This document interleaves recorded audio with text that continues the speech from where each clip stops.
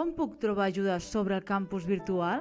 Si tens dubtes sobre el funcionament del campus virtual, disposes de diversos canals a dalt de tot de l'aula virtual, on trobaràs l'opció Ajuda, on se't desplegarà un menú amb diverses possibilitats. La documentació de suport del campus virtual és on pots resoldre qualsevol dubte sobre el funcionament i les eines que incorpora.